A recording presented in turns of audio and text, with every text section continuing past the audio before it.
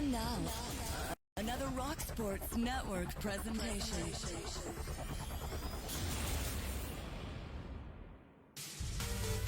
And what a morning it is out here on the quad. Picture perfect Saturday afternoon here at this.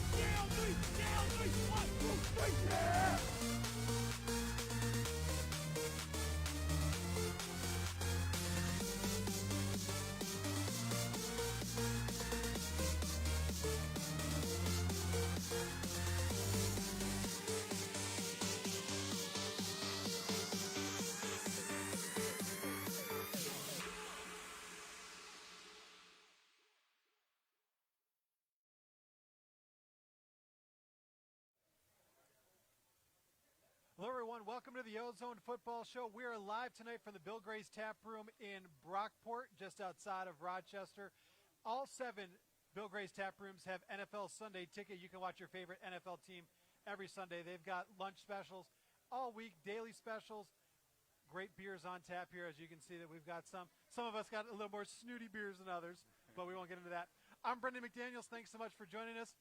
We're with my guy, Jameel Dumas, Andre Fontenette. The Orange beat Holy Cross 41-3 at the Carrier Dome. They improved their record to 3-2 overall. A lot of folks are happy. They've got a 10-day break before they play NC State next Thursday night. We're going to break down the entire game. Holy Cross, we're going to look forward to NC State. We got a lot of things to talk about. But, guys, first thing that we want to talk about, when we take a look at this game, and Jameel, I'll start with you. It was as things should be, yes. It was a game that we expected to see from the defense. Yeah. It was a game that we expected and we really wanted to see, where they exuded their dominance, and this is what this team's going to be based upon, their dominance on defense. You talk about getting off the field on third down. You talk about tackling players and showing great effort. That's what happened on Saturday. It was a beautiful thing to watch. I just wish that the referees and this whole community right now changes their whole aspect of what football hits are, because it was very upsetting to see. Yeah, exactly. It was very upsetting to see. We had an ejection of a football player getting ejected doing a football play. He's a linebacker hitting a quarterback. I don't know how else you want him to hit him. We don't have pillows out there, for God's sakes, but it is what it is. Well, we're going to get into the targeting calls in a few minutes, but Andre, on the other side, on the offense, they scored 41 points, but this offense probably didn't perform as well as we expected them to. Yeah, I mean, sometimes the score doesn't always totally determine exactly how the game went. They scored 41 points. Tommy DeVito threw 4 touchdown passes. But in reality, when you're playing against a team, an inferior team, a 1AA team, an FCS team, you expect to dominate on the ground. You have bigger, stronger players up front, at least you should. Mm-hmm. You expect to be able to run the ball, dominate up front, and only really throw the ball when you have to, especially when the throwing game hasn't been great for SU this year. Yeah. You go against an inferior team, you should dominate the game in the trenches. That didn't really happen. Mo Neal kind of struggled throughout the game. They threw the ball well, but I expect them to dominate up front in the trenches. They didn't do that this week. And this is a team, Holy Cross, that was giving up over 300 rushing yards per game. Yale rolled up 300 yards on the ground. Yeah. Well, Yale's really smart, though. You know, those guys are smart. They're smart enough to run the ball. They are smart. They know where the holes are. But this is 36 carries for 143 yards, a 4.0 average. Now, if they're playing Florida State, Clemson, you say that's a really good rushing day. But when you're playing Holy Cross, you would have thought that it would have been maybe 5.5 to 6 yards per carry. Right. Football 101 tells you want 4 yards a carry. And if you can, in any football situation, if on first down you can get 4 yards, I mean, what's wrong with that? 4, then another 4, and then 3rd and 2, you should be able to get that as well. So 4 yards isn't poor. That's a great average. But when you're playing against an inferior team, you're expecting 4.5, 5, 6 yards a carry against these guys. And like you said, Mo Neal, I mean, he had 11 carries, 37 yards. He averaged 3.3 yards per carry. That's not elite. And then you got Abdul Adams, he had 6 carries for 42 yards, but he had a long of like 18 yards. So and that was my issue right there. Yeah, in reality, they weren't dominating up front. You got to show some type of dominance. When you're playing somebody, like you said, they're below you, then you better rise above and beyond. Don't just play at and think that it's okay, because, once again, that storm will be coming. And what that happened in Holy Cross right now, it's not good enough. Well, I'll say this, Jay, too. I remember in 2000, I was a freshman. It was my first game at SU, so I think you were a sophomore. Mm-hmm. It was my first game at SU as a player with the uniform on, and we played University of Buffalo. It's when Kyle broke his leg. Okay.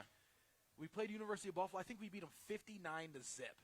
And it was a dominant game, as it should be when you play against a 1AA or an FCS opponent. And that's what happened almost every time throughout my and your career. We played an inferior team, and it was dominating. It was obvious that they did not belong on the field with us. And that didn't happen. It was so frustrating to watch. Like, why are they struggling to run the ball, and they had to rely on big plays from the quarterback, which is great. But why are they going 5 for 16 on third down, for God's sakes? You're playing Holy Cross.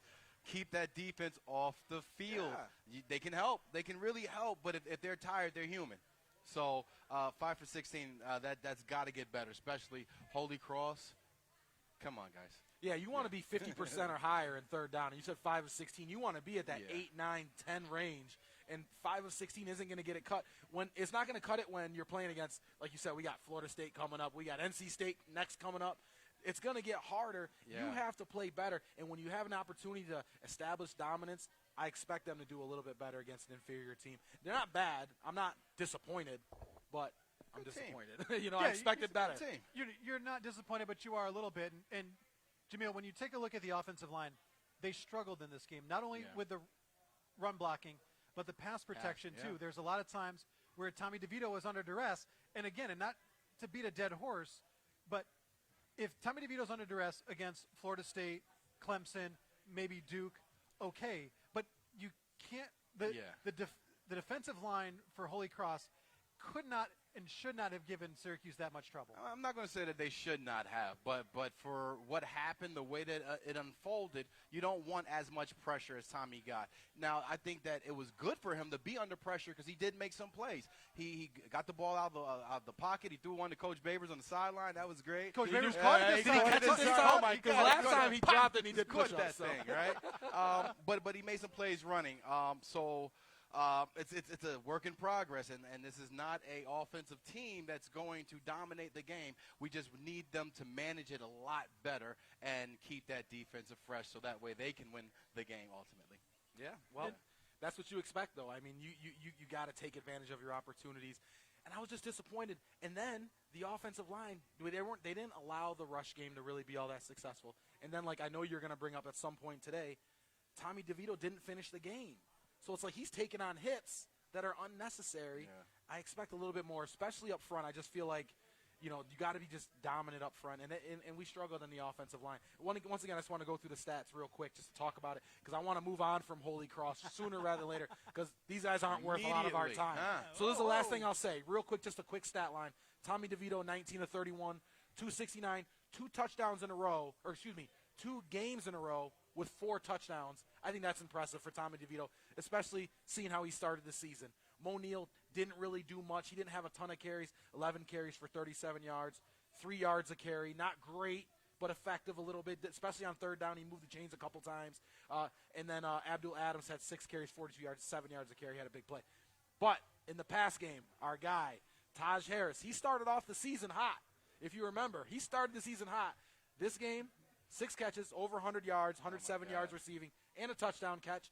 And our boy, Trish Jackson, the transfer out of Michigan State, 6 catches, 58 yards, a touchdown as well. So they're throwing the ball. They're starting to pick up the game in the pass game. It's encouraging. Now it has to go to the run game as well. There's some playmakers out there, and it can happen. The wheels will turn, hopefully sooner than later.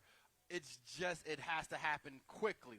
The bye week is going to be huge because there are no more breaks. There are no more easy games where you should dominate. They're all dog fights, and maturity has to happen quick. Yeah. Well, and the thing that you got to like though is for the second week in a row, Jay, they incorporated the tight end of the offense. 2 touchdowns to 2 different tight ends. They got Luke Benson, first touchdown of his career, 70-yard big score in the second half. Yep. But our guy Aaron Hackett, another touchdown this week from the tight end position. That's what you like to see from your offense. You love to see that from your offense, especially as a defensive player when they move the ball and they keep it going. Help the defense, Beautiful of thing, course. man. All right?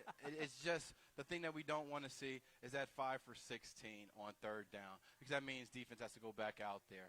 So clean that up. Keep passing the ball. Tight end, hey, get a fullback in there. Oh, hey, everything, right?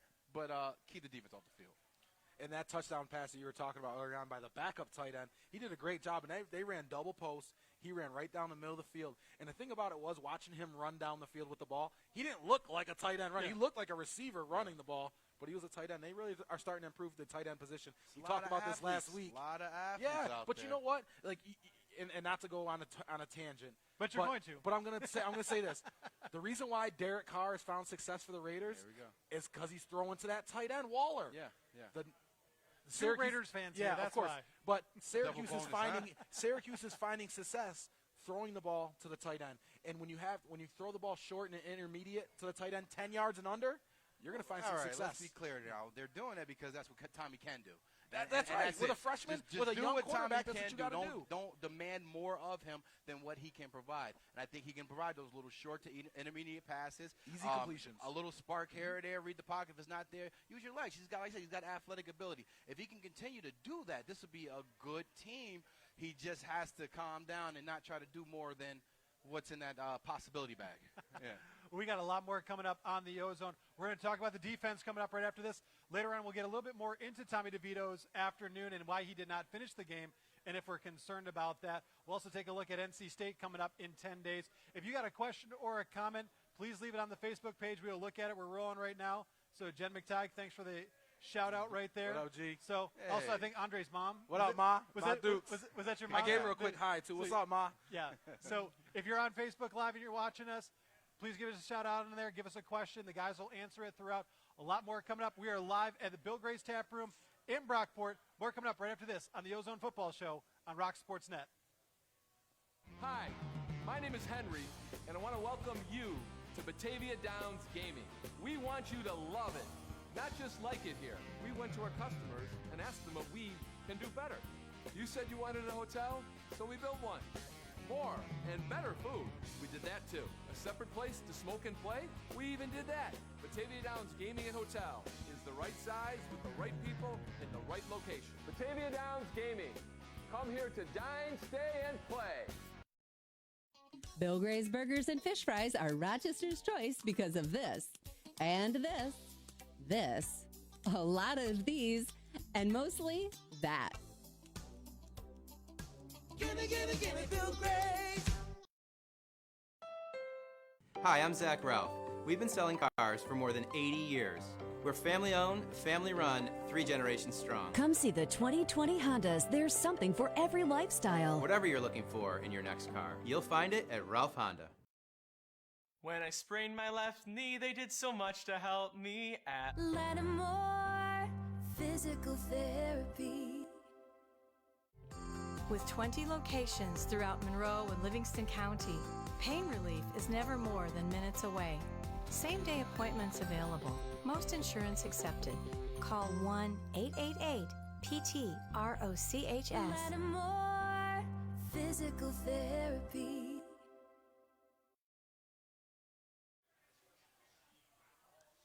Back on the Ozone Football Show, we are live from the Bill Gray's Tap Room in Brockport. We're enjoying some great beer specials tonight. They've got the Monday Night Football game coming up in just a few minutes here. A lot of great daily specials, great food, great beer. Make sure you head on out to one of the 7 Bill Gray's Tap Room locations. Also want to thank Lattimore Physical Therapy and Sports Rehab, proud sponsor of our show. Lattimore continues to offer 25 clinics throughout the Rochester area, including nearby locations in Spencerport and North Chili. More than 50 certified physical therapists have experience in treating most conditions and sports injuries, and in most cases, they're able to offer initial consultations within 24 hours for your convenience. LattimorePT.com. Heck yeah. So let's move over to the defense and a stat that, Jameel, I know you'll love. Holy Cross ran 32 times. They gained 60 yards, but they lost 42 of those yards for a net yardage of 18 for a 0.6 per carry average. Hey, that sounds great, all right? What he said plus some more, all right? But that defense was playing stout. A lot of times the quarterback had less than 3 seconds to get the ball off, and that pocket was collapsing. The holes weren't there. You got guys flying around to the ball, making plays, so it was real encouraging. Coach rotated a lot of young players this game, and the way that they did it, it was from the start of the game to the end of the game. You had guys getting worked in with the starters. So as opposed to just subbing in the whole second team together, you gave them a chance to kind of work in with the starters just in case anything happens. I like it. Kind of speeds up that maturity with it. There were some issues with tackling as far as not making them earlier, and I feel like coaches went back to the drawing board with these kids and said, all right, we're going to make sure you guys know how to tackle. One thing I know I was taught was to run through the tackle.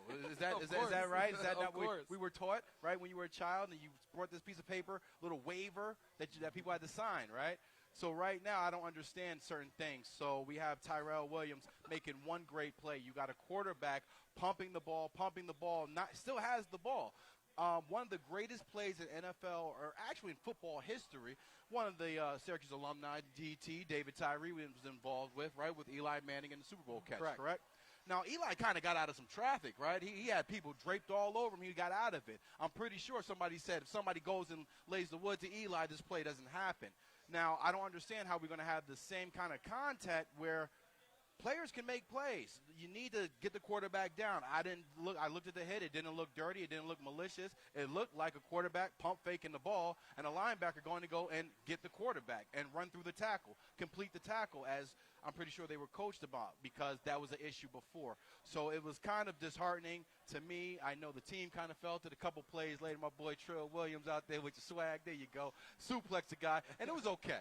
It was okay. It was a nice therapeutic suplex. He kind of just placed him on his back. Therapeutic? It was a therapeutic suplex, all right? I played football in the 90s. I see some brutal things, all right? Lawrence Taylor used to almost try to decapitate people, slam them on top of their neck, and right where the shoulder meets the neck region, right? And that was okay. That is a linebacker, That y'all. was okay. Now, I get that we don't want to get into WWE stuff, but to take away the aggression, you got to understand there's a lot that goes in the thought process. Not only do you have to worry about your responsibility, now you have to worry about where you hit somebody. Now you're asking people to kind of dictate their tempo or their pace when they go to do that. I don't understand that concept. When you tell people play 100%, run to the ball, run through the tackle, complete the tackle. Now you're telling them to get there, and if the quarterback's small, be gentle, because Ben Roethlisberger's a big guy. There's other quarterbacks that are big guys that you have to finish the tackle. You have to go full-fledged with. I don't understand. There's linemen that run around and decapitate D-backs. Are we going to start throwing penalties for them being defenseless because it's a blindside hit? He didn't see it coming, or he's too small. So I'm a little deterred with this whole process right now. But good job, Syracuse defense, for stepping up, doing what you need to do, and exuding yourself as a dominant force that's going to catapult this whole team. Yeah. Wow, we need a second to get. I'm sorry, man. I'm sorry, regroup man. here. Bring it back. Okay. Come on, man. Okay, I'm going to bring it back. Let's play football. I'm with you, Jay. I'm with you. It's been affecting football for the last 2 or 3 years. Now it's starting to trickle down to college football. God. What you can and cannot do in terms of hitting players, people getting ejected. Happened in the NFL this weekend to our sweet Raiders as well. Yeah. But on a positive note, Brendan Berry, defensive lineman for SU, he's only a sophomore. First ever game, 2.5 sacks in the game.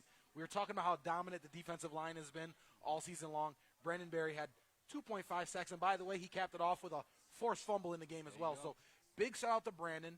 He's showing up. And like you said, Jay, young guys are playing, and that's what's supposed to happen when you're playing against a team like Holy Cross. You're expecting those young players to get in. The score's not going to be close.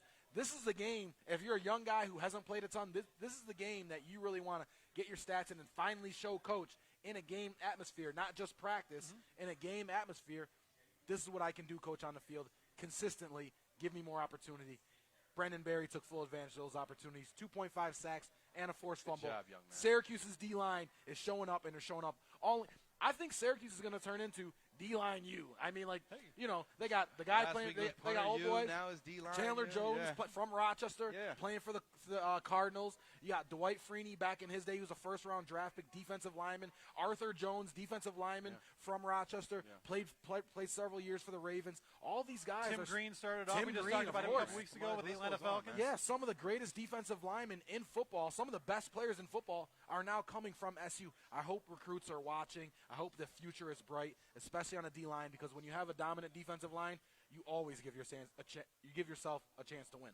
Oh, yeah. Well, and Jay, the important thing, too, was because the defense was so dominant, Dino Babers was able to get some of those second, third-string guys in, and more importantly, get them more reps, one. But two, those starters, instead of them playing maybe 50, 60 plays, they only played 30 to 40. It saves that wear and tear for later in the season. It saves the wear and tear, but I don't think that's what Coach Babe was really worried about with the wear and tear right now. You really want these guys to keep getting as much experience, as much exposure to different things as possible.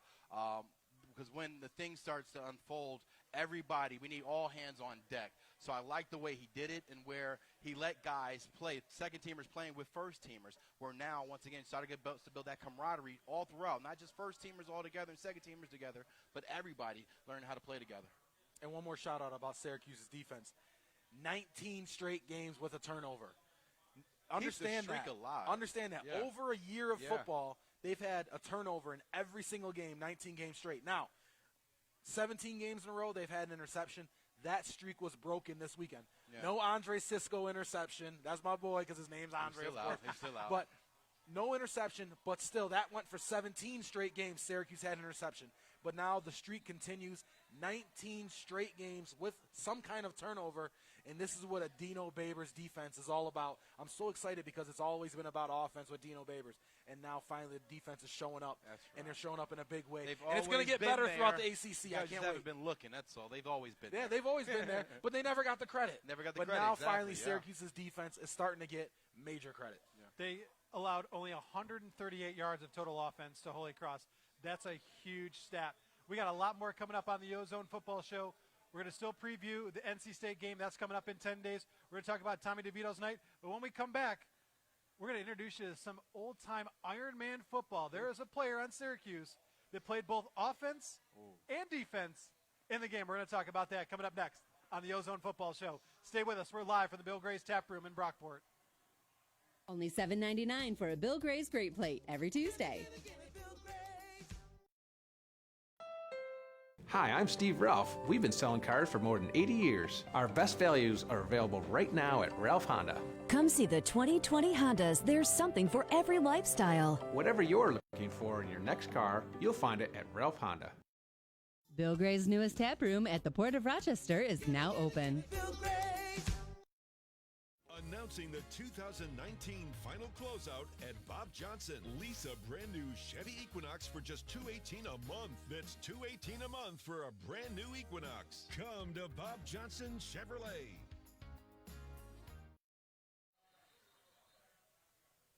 Back on the Ozone Football Show. Thanks for joining us. We are live from the Bill Gray's Tap Room in Brockport.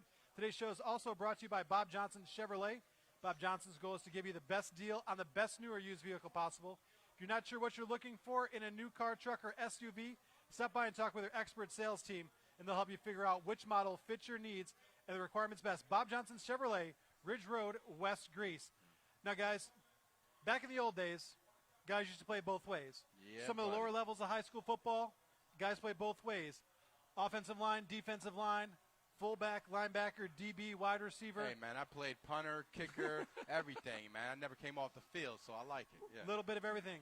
Chris Elmore, who's been a tight end and a fullback on this team, he got to play some D-line on Saturday, and that was a product of how dominant the defense was, and this is a guy who played both ways back at Phillips Academy in Chicago, had 44 career sacks in high school. He was pretty good at so that. No slouch defensively, but obviously when you come to Syracuse, you come to a big-time school, you're only going to play one way. An opportunity to play both ways. First question, and Andre, I'll start with you. One, what kind of feeling is a guy when he knows he's going to get to play both ways, and not only play both ways, but to be productive on both sides of the field? Yeah, I mean, Elmore, he made a tackle. He was in several different series. He made a tackle on a D-line, so he got to stop, which is always a good thing. I don't know what it feels like. You're asking me a question of something I've never done, except in high school. But, I mean, in college, I never did anything but practice with the offense. So I don't know what it is to play both ways, but I can't imagine that it's easy mentally or physically, especially on the D-line where you're in the trenches. You're getting beat up a lot. Every single play you're hitting somebody, and all of a sudden Chris Elmore shows up and goes both ways. I felt like I was watching Diamond Ferry. You remember Diamond? I was watching Diamond. I mean, at least you so go it was great. Flashback about Diamond, because you talk about how hard it was as for Chris to do it, and that's good. Yeah, it was. But for Diamond Fair, I'm just going to rewind it. That kid played running back and free safety, and he put a lot of numbers up, put a lot of stats up. But for Chris to go out there right now and play D lineman and be impactful, it's big. And that's type of athleticism. I think that's going to be a great recruiting tool as well. When you go out and you tell players that they will have the ability, if they can do it, to play both ways. And I think that's something that's real encouraging.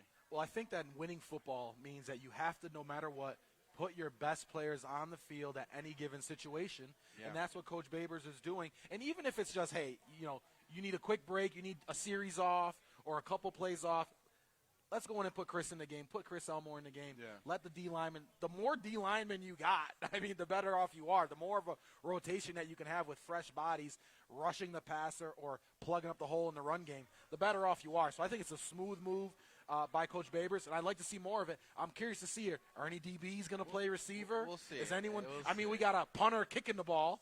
How about that? So what's going to happen? I mean, who else is going to switch a position and play multiple positions in one game? I think it's awesome.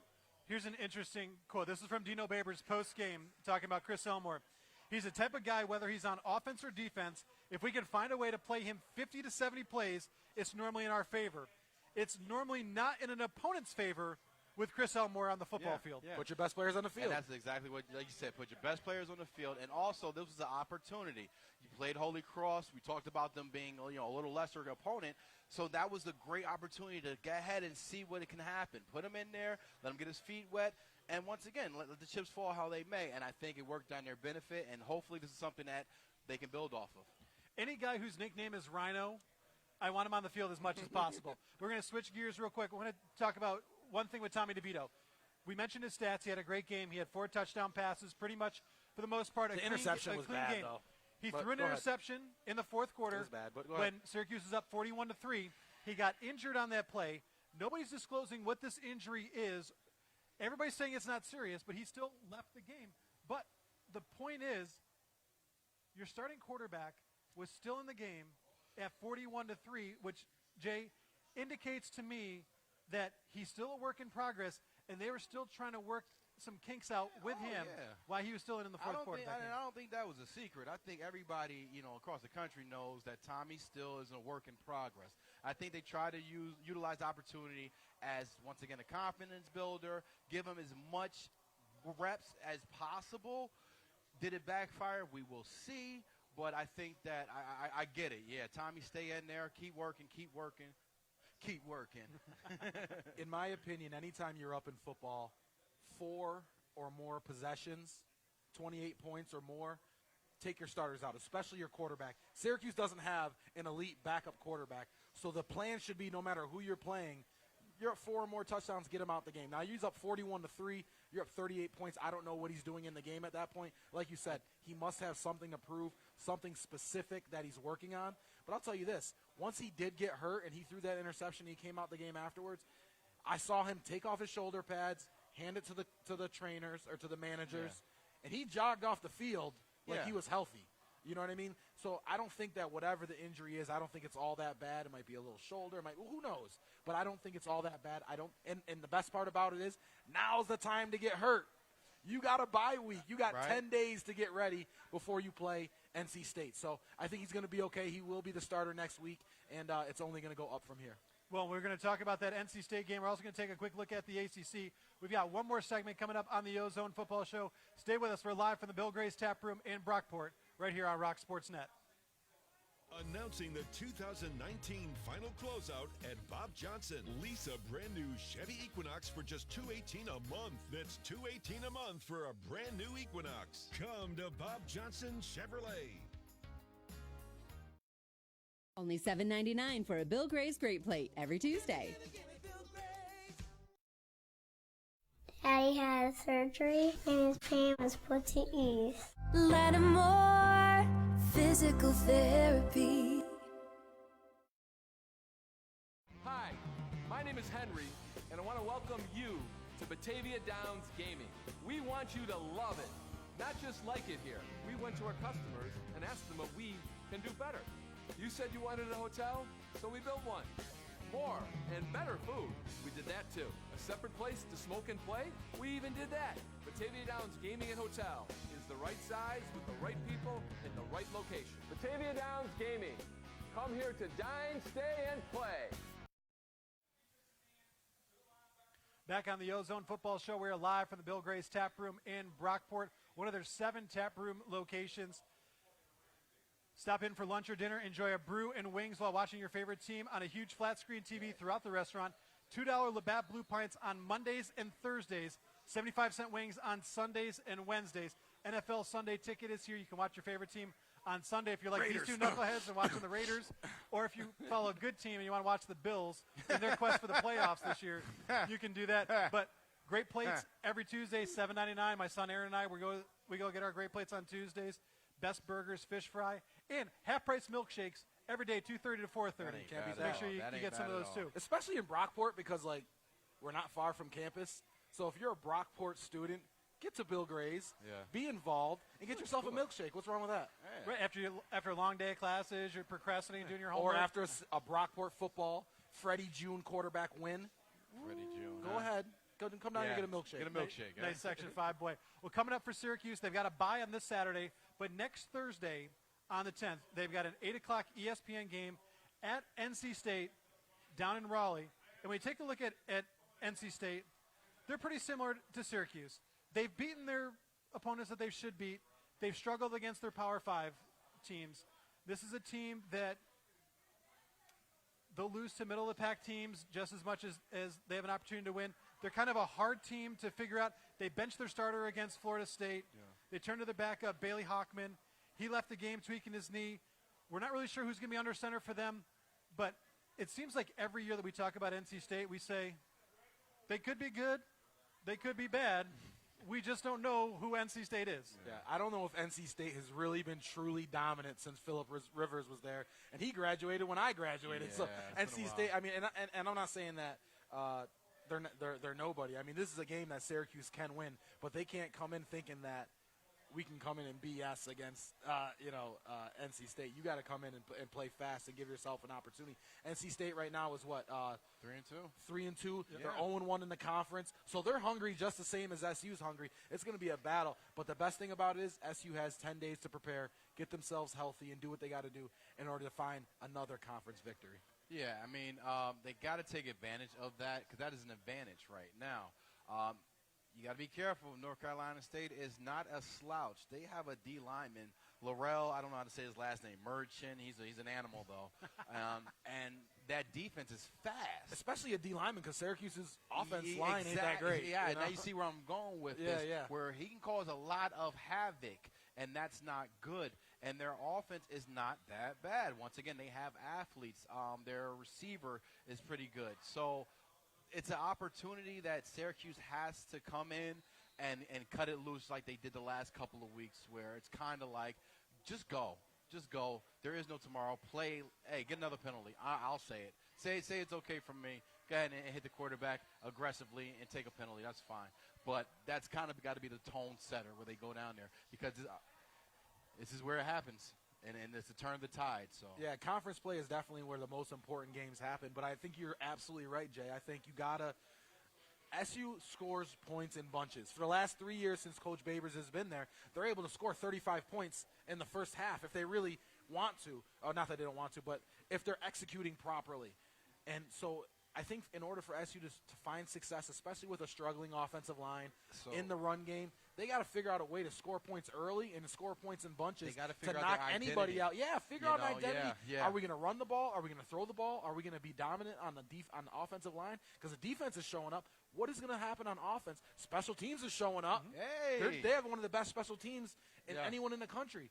Is the offense and the offensive line going to allow for Tommy DeVito in the future to be successful, and then can they allow Mo Neal and Abdul Adams to find some creases and find some light, some sunlight in the run game? Because right now SU is being one-dimensional, and that's not going to be a positive. It's not going to be a positive outcome in the long run if they're one-dimensional and the offensive line isn't doing what they have to do, both in the pass game and the run game. They have to show up. So what I'm going to say right now, if they don't run the ball, where There's a lot Tommy's of running ifs. the ball, There's so many ifs. Tommy's running the ball. If they come out there and try to do straight drop back pass, it's not going to happen. It's going to be a bad day. The games they had success with, whether it's Western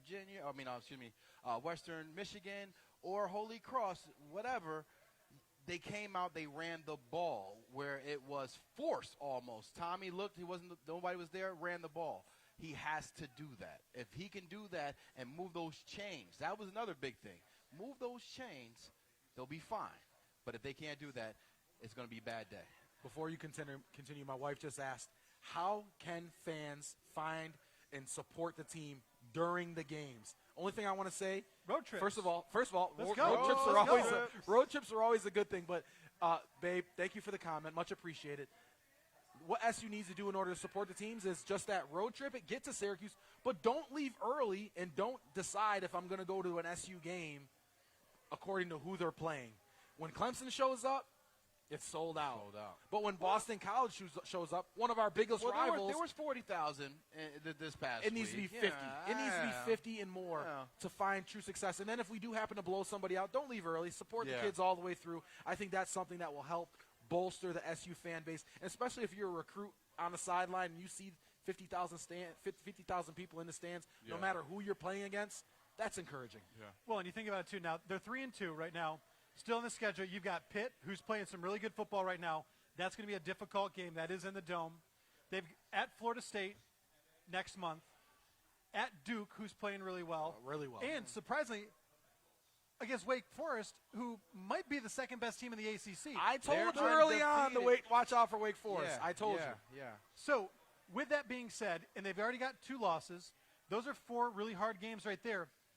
And you hate to say this because it's September 30th right now, and they're playing this game on October 10th. Still very early. Is this NC State game, is this a must-win game for Syracuse? Oh, all these games are must-wins. And the way they have to look at it, one-game season. You got a one-game season against NC State. They can go 1-0. That's the goal. That has to be the mindset because every game coming up on this schedule is one you can lose. I'll put it out there. It's one that Syracuse can lose. We may have seen the last win, but it doesn't have to be that way. They come out and they play the way that this team is evolving to. They can't think about how they were last year or what historically Coach Babers has produced. They have to deal with what they have in front of them and make it work because North Carolina State is going to be a very rough game down there in Raleigh. Yeah, it's not easy to go down to Raleigh and play down there at NC State. But I will say this. SU's now 3-2. They got 7 more games. There's no reason why they can't win 4 out of 7 games. I don't care who they're playing. You should be able to win 4 out of the next 7 games to get to a bowl and hopefully get to 7 wins so you don't even leave the whole bowl thing up to question. Yeah. And NC State may be one of those games, but you're going on the road, but you got 10 days to prepare. I'm excited to see what they do against NC State. And I'll say this one more thing about NC State before we move forward. He was offered by NC State. How about that? I was offered by NC State. Yeah. Michael Caine was the head coach back then. Yeah. But you know what? We both chose to go to Syracuse. We both chose to go to Syracuse for a reason. Now, finally, we're in the ACC. Yeah. Can Syracuse show up against an ACC schedule, an ACC opponent like NC State every single week? It's because these guys felt better in orange than they did. That's right. And I'm close to home. Stay home. All you recruits, you stay home. Go to Syracuse. Come on up here. Go skating. He's not even on the payroll for Syracuse. I'm not. Pay me, though. Imagine if he was on the payroll. All right, so I know it's very far away at NC State. Who's the player, I'm going to ask each of you, who's the player that's got to step up for Syracuse if they are to win that game? Get Andre Fontenette. Why don't you answer that question? That's an easy one. That's an easy one. I'm not going to say what needs to be said. That's Tommy. an easy one, but I don't think that it's a specific player that has to show up because every time you ask that question, you can say, oh, Tommy DeVito has to play well in order for them to win. That's easy. In order for Syracuse to find success this game and then really throughout the season, and we've said it throughout this show in this episode this week, the offensive line. It's all about the unit. It's not about a player, an individual player. It's about the offensive line as a unit, figuring out a way to keep Syracuse's offense on the field in third and short situations. And then the other thing is protecting Tommy DeVito. And the other thing on top of that is the best of all worlds, being able to run the football. I mean, like we talked about, this past week against an inferior opponent, Mo Neal, 3.3 yards a carry. Abdul Adams, 7 yards a carry, but he only had 6 carries. Yeah. You know what I mean? So he was explosive. Yeah, there was one big play. So I think that the SU offensive line, SU's always been known for a tough, nasty, obligated, elite offensive line. Yeah. And lately, that hasn't really happened. So I look forward to seeing the SU offensive line get back to like Kevin Sampson and Nick Romeo and the guys that were nasty back in the day. You know what I mean? And finding success and helping manage the game in a better way to protect Tommy DeVito. We can't rely on Tommy DeVito to win our games. We have to win the games in terms of the offensive line doing what they have to do and Coach Babers doing the right thing as he's been doing. But everyone has to show we need all hands on deck no matter who we're playing against, and it's going to start up front in the trenches with the offensive line. So I'm not going to go with a person. I'm going to go with a stat. Okay. If Syracuse can win their friend the time of possession, if that can come on to the Syracuse side and hang out for a little bit, that will catapult this game. And I'll leave it at that right there because that shows them controlling the game. Defense is going to get you the ball. They're going to play stout. They may give up some points, but they're going to play stout, right? Offense has to at least stay on the field, kill the clock, slow the game down. If it gets sped up and they're off the field quickly, then that's where the defensive fatigue is going to kick in, and then things are going to get out of control. So time of possession, if that can come onto the Syracuse side, Syracuse is going to win. I'm glad the mayor of Switzerland decided to say something. I appreciate that. And one more thing I want to say. Think about, Brandon, Jay, think about when Coach Babers first got to Syracuse and how much he struggled and how much all the coaches before him really struggled since Coach P. Now with this last win versus Holy Cross, Coach Babers reaches the 21-21 mark. He's now reached the 500 level. I think Coach Babers is about to take off, and he ain't going to – I think his record's going to go 550, 600-plus average of winning games. Coach Babers now at 500. We haven't had a coach at 500 since Coach P, so I'm so excited for what Coach Babers has done and what he's brought to the table. And the future is very, very bright for SU and its entire program. But a big game against NC State in 10 days, next Thursday night. We want to thank Peter and the gang here at the Brockport Tap Room here at Bill Gray's for taking good care of us. We appreciate that. Our producer and director, Gary Zajac, he's right there. He's right behind the scenes. You can't see him. What up, G? But without Gary, we're not doing any of this. So we appreciate it. For the mayor of Switzerland, Jameel Dumas. Mayor of Jersey right there. Mayor of Jersey. Right. Dirty Jersey. Stand up. Yeah. I'll be the rock mayor. I'll take lovely Warren's spot anytime. And the mayor of Rochester, Andre Fontenette. I'm Brendan McDaniels. Thank you so much for watching the Ozone Football Show. We'll see you next time.